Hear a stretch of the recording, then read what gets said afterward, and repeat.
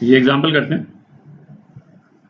Lithium atom का atomic number दे रखा है 3, तो Z कितना हो गया? 3 हो गया। वेवलेंथ ऑफ फोटोन पूछिए, है ना, needed to excite an electron moving in the second orbit to the third orbit. तो इसमें क्या, इलेक्ट्रॉन को लोअर ऑर्बिट से हायर ऑर्बिट पहुंचाना है। तो एक ही बात है कि जब हायर ऑर्बिट से लोअर ऑर्बिट आएगा, जिस वेवलेंथ का फोटोन वो रिलीज करेगा, उतने ही वेवलेंथ का फोटोन चाहिए होगा उसको लोअर ऑर्बिट से हायर ऑर्बिट एक्साइट करने के लिए। तो अपन रिवर्स निकाल लेते हैं, ठीक है, कि यदि थर्ड ऑर्बिट से सेकंड ऑर्बिट यदि जाता तो फोटोन की वेवलेंथ क्या होती, ठीक है। तो n=3 से हम कर रहे हैं कि इलेक्ट्रॉन को हम n=2 लेकर के जाएंगे, तो देखते हैं कि फोटोन की वेवलेंथ क्या रहती है। और डबली आयनाइज लिथियम एटम है ना, तो हाइड्रोजन लाइक एटम हो गया। न्यूक्लियस में चार्ज इतना है, Z=3, और एक ही इलेक्ट्रॉन बचता है उसका। तो nth ऑर्बिट में एनर्जी का क्या लेवल आया था अपना, -13.6 Z²/n², ठीक है। तो E3 कितना हो जाएगा, -13.6 9, Z² कितना हो गया 9, और n² भी 9 हो गया।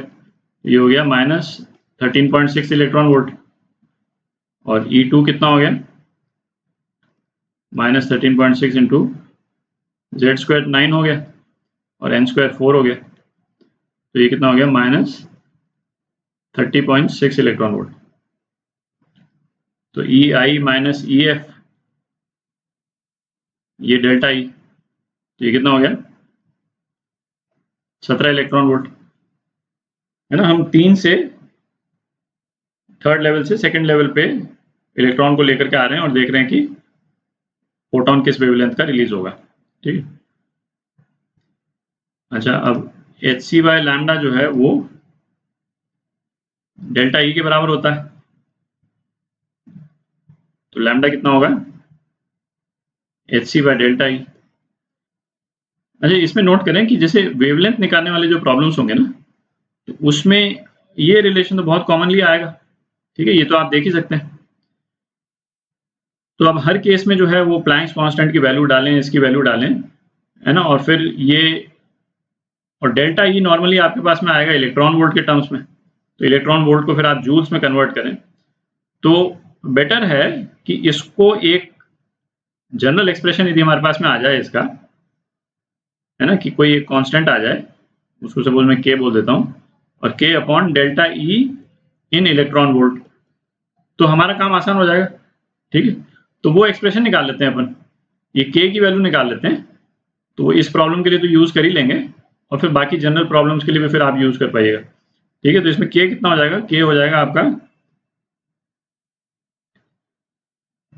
hc, ठीक है, और अपॉन चार्ज ऑफ इलेक्ट्रॉन, क्योंकि इलेक्ट्रॉन वोल्ट की बात कर रहे हैं, ठीक है, चार्ज ऑफ इलेक्ट्रॉन। और इसको हम ऐसा करेंगे, इसको एंगस्ट्रॉम में निकाल लेंगे, तो 10⁻10 भी कर देते हैं इसको, तो k की वैल्यू एंगस्ट्रॉम में आ जाएगी आपकी सीधी। तो इसमें जब आप वैल्यूज जब आप पुट अप कीजिएगा ना, तो आपके पास में k की वैल्यू आ जाती है 12375 एंगस्ट्रॉम आ जाती है, ठीक है। तो ये अच्छा एक तरह से कन्वीनियंट रिलेशन हो गया, है ना। इसको यूज करके जो ये जो एक्सप्रेशन है, ये आपका क्या आ गया, λ=12375 अपॉन डेल्टा E इन इलेक्ट्रॉन वोल्ट,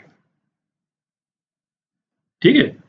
तो अपन अब इससे एक्सप्रेशन को यूज कर सकते हैं, मतलब ये इस प्रॉब्लम के लिए जरूरत नहीं था, बट जनरल इस तरह की जो प्रॉब्लम्स तो कई आएंगी, तो उसके निकालने के लिए, है ना, आप इस एक्सप्रेशन को यूज कर सकते हैं। इसमें हाइड्रोजन एटम हो, हाइड्रोजन लाइक एटम हो, उससे फर्क नहीं पड़ता, क्योंकि मेन तो डेल्टा ई है ना। हाइड्रोजन लाइक एटम के जितने एस्पेक्ट्स हैं वो डेल्टा ई में तो कवर हो ही गए, ठीक है। तो वो सभी के लिए आपके लग जाएगा, ठीक है। तो डेल्टा ई कितना आया अपने पास, 17 इलेक्ट्रॉन वोल्ट। तो वेवलेंथ कितनी हो गई, 12375 अपॉन 17, और ये कितना हुआ, तो ये हो गया आपका 728 एंगस्ट्रॉम, ठीक है। तो इस वेवलेंथ का फोटोन चाहिए होगा इलेक्ट्रॉन को सेकेंड लेवल से थर्ड लेवल तक एक्साइट करने के लिए। ये लिथियम आयन जो है उसमें, ठीक है।